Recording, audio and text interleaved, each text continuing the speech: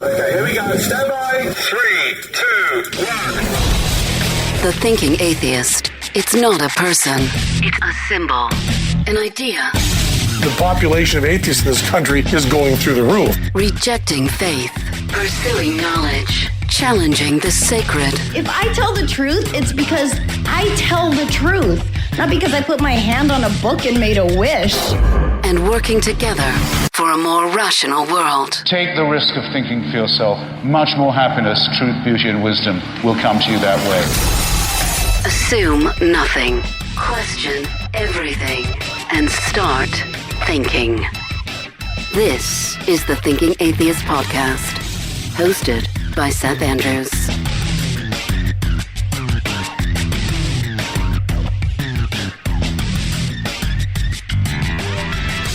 Before we get started here with my special guest real fast, coming up real soon, I'm going to be speaking in Dallas, San Antonio, and Houston, Texas. I'm doing a Texas weekend, and that is like here.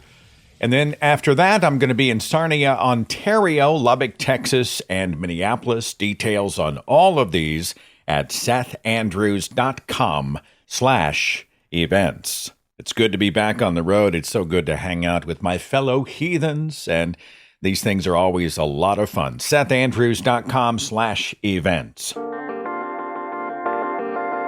So I guess the joke starts. 4 attorneys walk into a bar. And before they did, they joined me on the podcast. I am a fan of all 4 of my special guests today. They are hosts of the new We Dissent podcast. I've got Elizabeth Cavell. She is Associate Counsel for the Freedom from Religion Foundation. I've got Rebecca Markert, Legal Director for the FFRF. Monica Miller, she is Legal Director and Senior Counsel for the American Humanist Association. And Allison Gill, she is the Vice President for Legal and Policy at American Atheists. Welcome, my friends. It is so good to have you. Thank you so much for having us. Yes, thank you. The We Dissent podcast. Give a quick profile of it. This is not a commercial for We Dissent. I want to get into the insanity of humanity that is happening across the United States and your legal fights against it. But let's talk We Dissent, what it is and what it does. I guess I'll start with you, Rebecca. Yeah, We Dissent is a monthly podcast where we discuss religious liberties at the state and federal courts, and our respective organizations work to keep state and church separate. We realized that there was a void of women's voices in not only constitutional law, but also in the atheism space as well. And what we realized was that our organizations, all of our organizations, were either founded by women or are currently being run by women or both. And really, women in this movement have been doing a lot of the real tough work to keep religion out of government. And we really wanted to raise those voices and highlight the work of the hardworking women, especially the ones on this podcast. What in the world is it like to be a state church separated, First Amendment focused attorney in this climate? Oh my God. Oh my God. Oh Yeah. my flying spaghetti monster. Yeah. I'm doing a lot of yoga.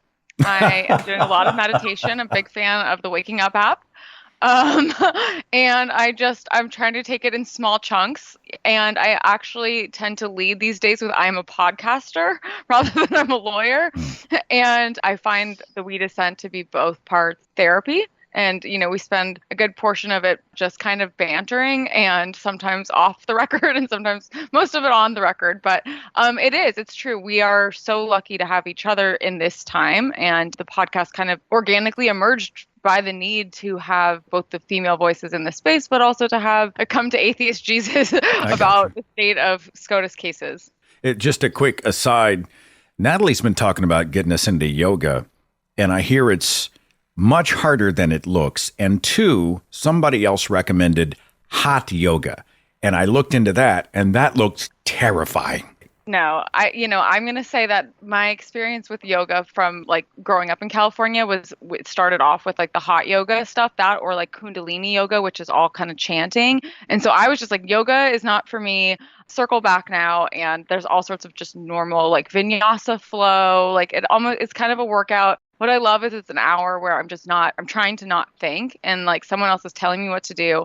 The moves can be hard, but like there's people of all ages in my class. I really like the community aspect of it and like learning what people in my neighborhood do. So I think everyone should do it. It just sounds like work. I mean, there's a nacho buffet and then there's yoga. It's just, it's not a hard choice for me, Monica. No. It's like that game Twister, like where they're like, and then put your hand up here. And it's, when you look at it as fun and they're like trying to balance you, it really can be. All right. Less like exercise, more like playing a game on a mat. Sorry for the distraction, but this is how my mind works. Liz, with all the work that you're doing with FFRF, how much of it is filing state church separation lawsuits? Well, I mean, that's also part of the genesis of the podcast. It's that, as we're all alluding to, this is really a crisis point for our movement in the courts, along with many other civil rights spaces. Right now, the courts are not our salvation. And so even though we are still filing every lawsuit that is still available to us and trying to strategize new avenues, we're taking this collective step back and realizing that education and other types of advocacy are going to be really, really important in these next few years, while we're pushing on all of these other levers like court reform and legislative change. Education is going to be a big piece. All the work we've all been doing for a couple of decades now has been so vital all along. And, now the rest of the world is kind of waking up, or the rest of the country is kind of waking up to how state church separation really goes hand in hand with all of these other civil rights movements. As we're seeing the courts, the federal courts that we have now, they're the villains of this story. And it's all kind of a piece with one ideology that we're fighting on all of these civil rights fronts. And state church separation is just one of those. Allison Gill, Liz just said something about how the courts are the villains. Have we as a nation been betrayed by the court? I mean, you feel like it's all activist now. It's all just zealotry. I think that we, as people that care about a fair and balanced court, and I would say even maybe the Democrat Party, have not given as much attention to the courts as they've needed to over the last couple decades, and not nearly as much as our opponents on the Christian nationalist side have, because they've had a goal. Their goal is to take control of the courts and use them to overturn Roe v. Wade and use them to gain a lever and power over the country. And they've already succeeded on the first part of that. And the second part, they've overruled Roe v. Wade. And now they're working on the third part, which is to gain permanent control over our country. So it's something we really have to stop. And, we've had the ability to not pay as much attention to the courts, and now we're really forced to, because we're now in a do or die moment. We really have to. We cannot ignore the ideological bias that's been building in the courts that really reached a crescendo under the Trump administration. I feel a little bit hyperbolic when I say that I'm watching the collapse of civilization. Like, what century do we live in? Do any of you feel that? Yeah, Monica here. I do. And I try to kind of balance it out with the sort of Steven Pinker positivism of like, well, we've made a lot of societal progress, but then all you have to do is turn on the news and it's like there's war and climate collapse and like everything. It really does feel like, and pandemic, and then there's the monkeypox and more pandemic, and then it's like all this stuff going on in our government. So it definitely does feel that way. I started feeling that way and feeling like I kept caveating it the way that you just did, Seth, which is like I kind of feel like I'm being sensationalist, but am I? Was around the time of my Cross case when The Handmaid's Tale started becoming popular on the televised series, and the TV ads were of a giant cross in front of the National Mall, while I was, the cross I was challenging was only maybe 15 miles away from it. And I was just like, yeah, this looks about right. This looks like what we're going to probably be seeing in the next decade. And, it was really surreal to be arguing there with Kavanaugh just being appointed and having actual protesters wearing the Handmaid's Tale garb This was circa, I don't know, 2018 before. Well, if I can jump things in, got worse. Monica, I mean, for those who aren't familiar with that, is that, I want to say Bradenton? Was that the Bradenton cross? Can you just give me a quick snapshot of what that cross suit represented? That's right. It was the Bladensburg cross case. Bladensburg. And it was a 40-foot Latin cross towering over just a busy highway intersection right outside of D.C., nestled in Prince George's County, Maryland. And the government's central argument was that the cross was not that religious, that it wasn't even Christian, that it represented soldiers. It was a military cross, and it represented soldiers who were Jewish and atheists and Muslim. And we're like, sorry, what? So we actually had a lot of Christians on our side, Methodists, Adventists, Baptists. Well, they were mad that somebody was trying to de-Christianize the cross. That was some of their protest, right? Precisely. So this was one of those rare times where we were like, hey, hey, hey. And that's where you really start to see the shift between the Christian nationalists and like the I don't want to say bona fide Christians, but the religious Christians, and then the like power hungry, whatever this is. Like, I don't even think half of them really probably believe in Christ stuff. I think they're just after the power and using Christianity as the funnel. So anybody else want to speak to this sort of national existential crisis that many of us are feeling? Well, I can. It's Rebecca here. I mean, I definitely feel that crisis. And when we were talking just earlier, it reminded me of a headline I saw from The Onion where they said the Supreme Court rules 5-4 to baptize the Constitution. And I retweeted that and was just like, that's not far off. The only difference is it would be 6-3. But I feel like Monica was saying, I feel like I'm being like sensationalizing things or like being dramatic. But I really think that these types of things that we think are never going to happen are happening. And it feels sometimes like we're powerless to do anything about it. And it's really hard to find the hope and what will get us out of this. But really, we kind of have to dig deep and find that light, because we really have to fight for our future. And especially for me as a mother of 4 children, I want to ensure that my kids are growing up in a world that's better than what I had. And right now, I'm not entirely sure that's true. What do we do when there's no one to go to beyond the Supreme Court? Right? If the Supreme Court has become an activist wing of Christian nationalists, at least the majority, if that's the case and they're the highest court in the land, now what? This is Liz, and I definitely have thoughts on this. And this is something that we have talked about many times on our podcast. It's so frustrating precisely because the Supreme Court is imbued with so much power and finality in their power that makes us all, and because like Allison said, for so many really like generations, we have had a little bit more integrity across our institutions. And so we have been able to sort of rely on the institutional integrity of the Supreme Court and the democracy and other things that are corroding now. But because of that, it's almost like we all don't know collectively what to do or how to react when the court is completely compromised and radicalized in a direction that just most of us don't want to go. And so, you know, I think we've talked on our podcast, and it's important, I think, to remember and to kind of speak the truth of, is that the Supreme Court, yes, we have accepted its finality and its structure for all these generations because it's been legitimate. But it's important not to forget that it's just a part of our constitutional order like anything else. And it is subject to checks and balances just like any other part of our constitutional order. So like the things that we talk about in court reform proposals that are still not widely accepted by lawmakers, but are obviously gaining traction amongst the American people for the reasons you're expressing, which is just exasperation with the court and not understanding why we all have to just sit back and take it. And it's not written in blood or, you know, come from on high. I don't know. Everyone knows I don't know my Bible. Whenever I try to make a good Bible reference, it doesn't work. It's like, it's just all in my mind. It's just Mel Brooks. It's okay. Let the spirit move, and just whatever comes, and it's going to be fine. Okay. It's not written in the, you know, stone tablets or whatever. Sure. Their jurisdiction is not written in blood. You know, their but I mean, their makeup. Do we stack the court? I mean, or do we literally say, fine?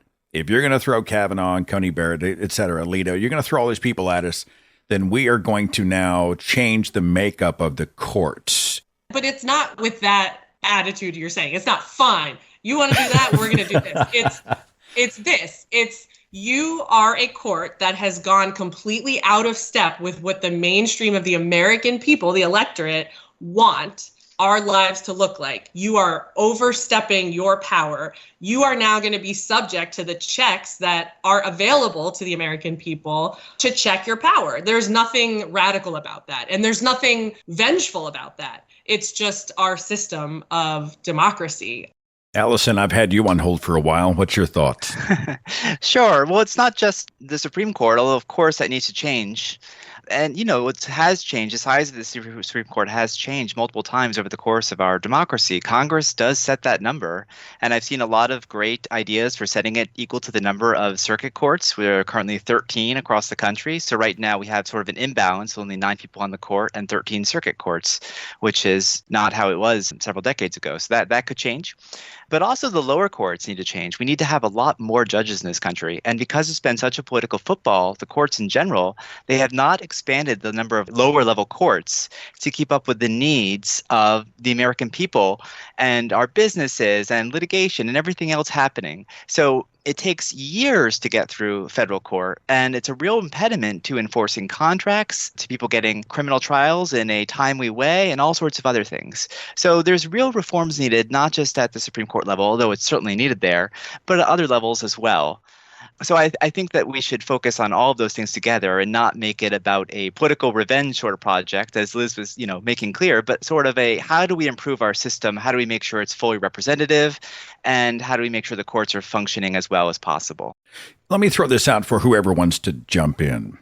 We saw Trump's 3 appointees, and they were all being really cagey about Roe v. Wade. Well, it's settled law. Essentially, and there's no expectation that there will be any movement on Roe v. Wade. I mean, the courts have already ruled.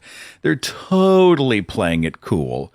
And now, the minute they've got the majority, I figured it was going to happen, but I had no idea it would happen this fast. Do you feel like there can and perhaps even should be repercussions for what they said under oath during the hearings? This is Monica. Just to quickly, I don't know. I feel like the whole idea of asking judges, I hate that we're in this position where the judge positions have been sort of politicized. We do want to know what they have to say and what their stances are, but baking them into an answer kind of defies our jobs as lawyers, right? I want to be able to persuade a judge to move from a position. So I don't like the idea from the outset of judges, saying this is how I would rule. But insofar as that's the game that we're playing, I don't think that these folks should be surprised that there are people that are very upset and are reacting to that. I don't think that they get to claim that they didn't see this coming. But if you're not asking specific questions, how do you then guard against the activism that we're seeing?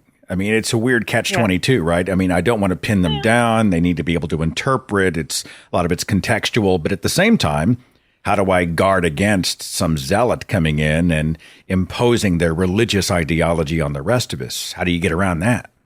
I think you can look at their record. You can look at how they've decided other cases, and we would be able to see that right away from some of these judges that, Gorsuch, for instance, with the Establishment Clause has always been very much plaintiffs don't even have standing, never standing. All of that's in the 10th Circuit. So you can see where some of them would be leaning. But I don't know. That's my opinion. I think that they could ask them whether they would uphold the Constitution and the rule of law. This is Allison. Their answers are always non-answers anyway, so it's kind of hard to sort of say what value there actually is, except for maybe introducing this person to the American people as and trying to show their skill, and that's more on the, I guess, on the side that's promoting them to be on the bench than the other side sort of questioning them. So I agree with Monica. I don't think it's realistic to sort of hold them to their answers in these areas, but it's just a political system these days. I feel like if we had more members on the court and a better system for putting members on the court, and we had members rotate maybe onto the circuit courts, there's a lot of proposed fixes for how the Supreme Court should work, but any of those would result in a better system where we're not sort of putting so much pressure on every single nomination because they only come along so often and they're each going to change the balance of all these areas of the law. That's not a good system in any way, and so we have to get away from that. I think think that's the primary issue. The Supreme Court has too much power, and it's all levering on like individuals, and that they're being put there by these sort of forces.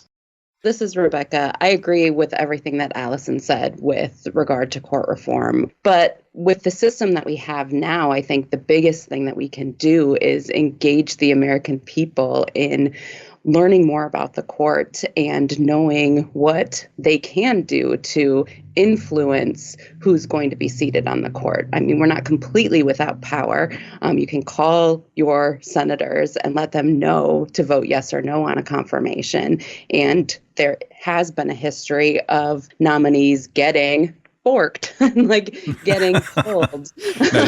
Now there is a whole generation that has no idea what you're talking about. So I need some context, please. Well, there is history of nominees being pulled because they were politically unpopular, because the views that they held were not going to withstand scrutiny by the Senate. So I think that we have to remember that we have that too, and just educating the public on what these nominations mean for the future of our constitutional rights is really important, short of all the reforms that we've been talking about before. I mean, I think we definitely need to do that, but we really need to get people engaged and not just voting, but being involved in the legislative process. I always wonder what it'd be like to be Robert Bork. Right, he's up, he's got the nomination, and then things go south, and then he becomes an adjective or a verb, or, did you get borked? I mean, I feel kind of bad for the guy. This is Allison. It's actually funny because he got a fair vote, and just lost. Unlike, for example, Merrick Garland, who was also not allowed. So they gave Robert Bork a fair hearing and put him up for a vote, and he just didn't have enough votes because he was unpopular because of the political reasons Rebecca was just talking about. But unlike more recent cases where they don't even put people up for a vote any longer, it's a real difference.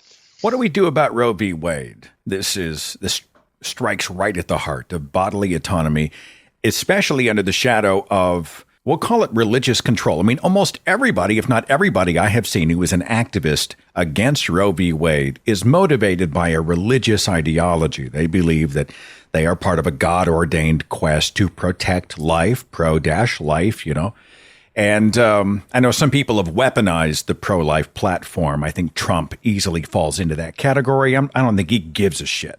I think he reversed his position when it became politically expedient because he wanted to pander to the evangelicals. But now that all this stuff's coming down from the Supreme Court, how do we counter this attack on reproductive choice in the United States?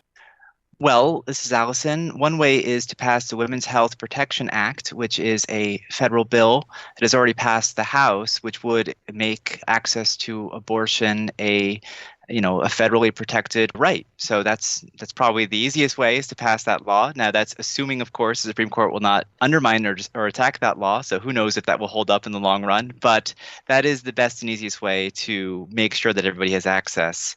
And of course, there is fighting state by state. There's already been ballot measures. For example, there was a ballot measure recently to undermine access to abortion in Kansas. It was previously found by the Kansas courts that the state constitution protects access to abortion. And so there was a referendum meant to sort of remove that protection from the state constitution in Kansas. And it failed handily. It failed by quite a lot. So that's fantastic news. But similar types of ballot measures could be used in a proactive sense in different states to make sure that basically people do have access to abortion. Those are just two examples. And just adding on to what Allison is saying, because I think that it's really important to acknowledge that this is a massive crisis of our institutions and our individual rights. So it's not just what can we do and here's the answer. It's the improv comedy rules. It's yes and. So everything Allison said, and at the same time acknowledging that we don't accept as a society that this is not a fundamental right and that it should all just be up for democracy to just say whether or not women in any given geographic location should have bodily autonomy and the ultimate say over what happens with their pregnancies. But right now, in the short term, what we have is raw democratic power. That's what you saw wielded in Kansas, and that was so encouraging. And there are so many different democratic ways to shore up women's access to reproductive care. And by the way, funding on the ground efforts to get people access that need it right now, right? Like this is an issue that affects people who are pregnant as we speak, with a ticking time bomb of a clock in most places across the country where, abortion access is becoming vanishingly shorter and shorter periods of time during your pregnancy. So, there's the on the ground grassroots funding, helping resource abortion funds to help people that are suffering now. There's wielding the raw democratic power that we have to put these rights into statutory effect. And then there's also acknowledging that the long-term solution here is I want to live in a society, in a civil society where reproductive freedom is a constitutional right. Like, I believe that is a liberty interest that's protected by our constitutional values. And so we can't accept that is just going to be the future, that all we have is democratic power. I think it's yes and yes and yes and there's just sort of so many, there's like a triage version of what to do after Roe, and then there's a long-term version of how do we get there. As we see cultural opinion, though, these massive protests around the homes of these specific majority justices at the Supreme Court. How do you all feel about that? I'm not talking, obviously I'm opposed to any sort of violent or even illegal behavior, but just being there, showing up in numbers with your signs and your placards and having your voices heard.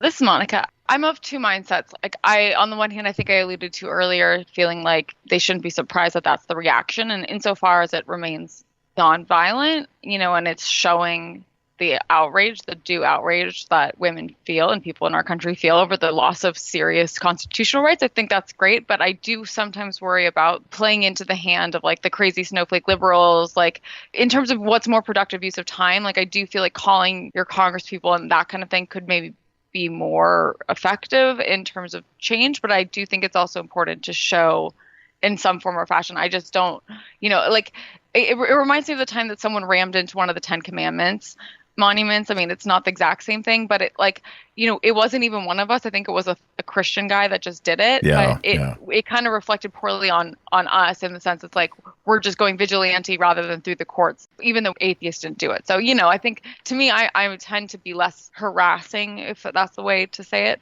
Yeah, this is Allison. I can't speak to the efficacy of it. Like, I don't know how effective it is in the long run. However, if they're going to act like political decision makers, and let's be really clear, this was a lawless decision. There was no reason for this decision. It was not based on any change in the law or facts.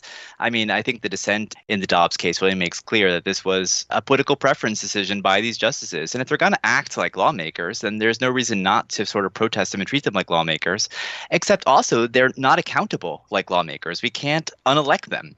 So there's I understand why people are frustrated. I understand why people are protesting them. And I think it's appropriate. I don't know how much impact it will ultimately have. I understand the frustration. Is there any merit to those reports that came out that certain Supreme Court justices held a prayer before the Roe vote? Anybody else hear that one? Crickets. I guess I'd be surprised if they did. It's kind of like, shocker. Yeah. All right. Well, right. It's the least surprising thing of all time. Yeah. But also, I do think there's so much more to the corrupting influences that have been going on over the past whatever years of the Roberts Court than we know. And this is just me living with Andrew Seidel, who researches this stuff like constantly and just is uncovering more and more since the publishing of that story, which kind of piqued the interest of a lot of us who do this work, who are like seeing these Christian liberty legal groups that we are often opposing counsel with in a lot of our cases, that they actually have seriously corrupt relationships with some of these groups. And I think in some cases, individual justices via these groups. I can't remember the name of the group that was doing the prayer and the meetings in that article that you just referenced, Seth. But I think it's probably like, without getting too into like unsubstantiated whatever, I'm just like overhearing Andrew ranting about, I do think it's not hard to believe that Supreme Court justices are conducting themselves with like that level of impropriety, and it's probably worse than that. Andrew Seidel, of course, a constitutional attorney and author of the book, The Founding Myth. Coming up with my special guest, Elizabeth Cavell, Allison Gill, Monica Miller, and Rebecca Markert, attorneys and co-hosts with the We Dissent podcast. I want to talk about the apatheists. Has all of this insanity rallied you and me, the common folk? Have these zealots and Christian nationalists and this sort of activist court, has all of this actually motivated the people who are now going to stand up and oppose them? Have they lit the very fires that are going to burn them in the ass? I want to talk about this and more next. Hang on.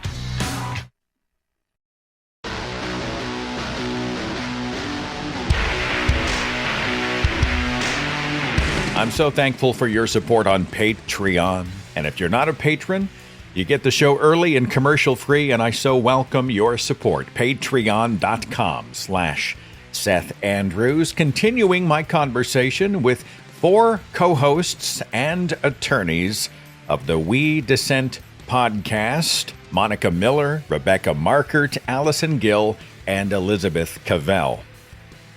It used to be, and correct me if I'm wrong, but back when Falwell and the Moral Majority, et cetera, were doing what they were doing, and then we get into the 21st century, they're really trying to Christianize this secular nation. But they used to be, in my opinion, a lot more subtle. They maneuvered their language a little bit. You didn't hear, well, we are Christian nationalists. They didn't throw it out there. And now, look at Ted Cruz and Marjorie Taylor Greene, and all these, and they're proudly wearing it on their sleeves. They're shouting it from the rooftops. Christian nationalists. They don't care. And people seem to be responding to that, raising tremendous alarm. Anyone want to speak to those 2 words, Christian nationalism? So, yeah, this is Allison. Christian nationalism is, it's a term that we've used to talk about this group of people for a while. It's not a group of people. It's more an ideology. So we're not talking about Christianity or a particular religious view or even a subset of Christianity. We're talking about an ideology that says basically that America was founded as a Christian nation, is still a Christian nation, and it should be a Christian nation. Anybody who's not Christian is not fully American. And basically, they do not believe in the separation of church and state. They believe that Christians have a right to sort of rule America. And so, that's vastly different than what the Constitution actually says and what most Americans believe. And, there's great research on this topic by Dr. Andrew Whitehead. It really shows that Christian nationalists they have a very us versus them mentality, and they're very, unfortunately, maybe more prone towards political violence than other groups. And so we saw this when it came to January 6th, and we're definitely seeing it more and more as this ideology takes hold and becomes more visible and becomes more vocal. We're seeing more of this sort of violent tendencies. We're seeing more of this identification as Christian nationalists. I think the older Moral Majority, that might have had less Christian nationalism in it and more like evangelicalism in it, if that makes sense. There might have actually been a shift over time in this way. At the same time, the actual research that I've seen shows that Christian nationalism is actually diminishing in our country. So it's kind of interesting how it's more visible, but it is slightly gone down over time. I have noticed the power of fear to sort of motivate and galvanize. When I was a devout Fox News evangelical Christian, I lived the most privileged life imaginable, and yet I was convinced they're all coming for me. They're coming for me and my freedom and my faith and my guns, and there's so much utility in this type of messaging. And we know that the zealots know this. The socialists are coming to take away you, and the abortionists want to kill your children. They're all a bunch of mustache twirling villains in the operating rooms. And, it's 8 months and 29 days and 11 hours, and they want to take your baby. And it's just this constant fear language. And there's a whole demographic that just laps it up. And then fear becomes galvanizing, and then they decide it's a holy war against a perceived enemy. I'm terrified. I genuinely do fear political violence beyond January 6th. Does anyone else share that fear for the months and years ahead? This is Rebecca. I definitely share that fear, too. I think just even recent news events with the raid at Trump's home in Florida the Twitterverse is going crazy. There's a lot of conspiracy theorists out there about that. So I don't think that we are free from future political violence. I'm really concerned about it. What makes me more scared and also just incredibly sad is just how I can find some friends and family members also in my orbit who have sort of fallen for a lot of these things, not just the people who are refusing to get the vaccines and the people who downplay COVID, and then all of the other people who have followed Trump over the last 5 years. I mean, it's really easy for people to glom onto what they're selling, and even people that I know and love and have respected before. And how that could just change so quickly, and how suddenly, we could not be friends anymore because of something like that. And I just really worry about the future. And I do think that we're probably prone to more violence before the end of all of this. I mean, they feel like, I really feel like many of these people lean into authoritarianism. This is more of a philosophical observation. I'm talking here with 4 co-hosts of the We Dissent podcast, we-dissent.org. I will throw that link as well in the description box. I highly recommend following the work of these 4 legal minds, heroes and legends all. And I'm so glad to call them friend, but I'm more than that, just glad that they're out there on the front lines, because this is really I like the way Andrew Seidel says, what's happening now is an existential threat to our democracy. I mean, would all of you agree with that? Like, we're on the bubble. This is Allison. I agree. But I also want to say we can maintain our democracy. We must maintain it. But if we do, in the long term, we are winning demographically. You know what I mean? Like, Christian nationalism is decreasing. Non-religious people are increasing. Over time, younger people are more accepting and tolerant. It's a matter of time. I think we're seeing a dying movement trying to cling to power, and we have to make sure they do not destroy our democracy in the process. That's probably why the courts have been weaponized the way they have, and political parties are battening down the hatches because they realize they're losing the culture war. I mean, I'll just say, again, to plug our podcast, come listen to We Dissent for comrades in the trenches. We are people that are still working to push against these forces, but also calling it like it is and reckoning with the huge task in front of us. And it's important to understand and to call out the fact that our democratic institutions are in peril. And that has to be part of the fight now. It's not the fight from 10 years ago. It's that fight, and it's a new fight. So, okay, final question. We'll just stop on this question.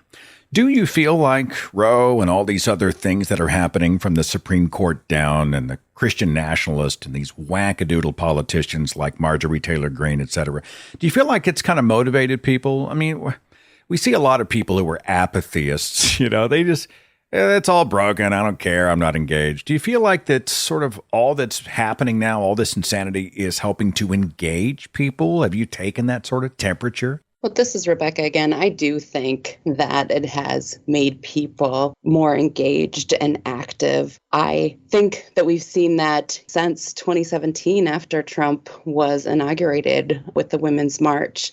And personally, I thought, I'm not sure how long people can stay angry, because anger does breed activism and change. And I wasn't entirely sure that that was going to be sustained through 2020. And then it did. And I think it hasn't really slowed down since either. So I do think that people are less apathetic and they're really motivated to stop this. I think one of the things that I always fall back on is that now's our time really to build for the future. Our job, particularly as attorneys, but I think everybody's job right now, is to register that dissent and to make those dissenting arguments so that the next generation, which I really truly believe is the one that's going to save us from this crisis, I think we need to put those building blocks out there in the form of dissent so that when they are in power and they are running this show, that they are able to take all of our work and make it their reality. Elizabeth Cavell, Rebecca Markert from FFRF, the Freedom from Religion Foundation, Monica Miller with the AHA, the American Humanist Association, and Allison Gill with American Atheist. On top of we-dissent.org, I will put the links to those specific organizations in the description box. Your work is necessary and appreciated, and I'm so glad you joined me here. Keep it up, and we'll support you however we can, okay? Thank you so much. Thanks, Seth. Thank you so much. Thank you. Follow The Thinking Atheist on Facebook and Twitter for a complete archive of podcasts and videos, products like mugs and t-shirts featuring the Thinking Atheist logo, links to atheist pages and resources, and details on upcoming free thought events and conventions. Log on to our website, thethinkingatheist.com.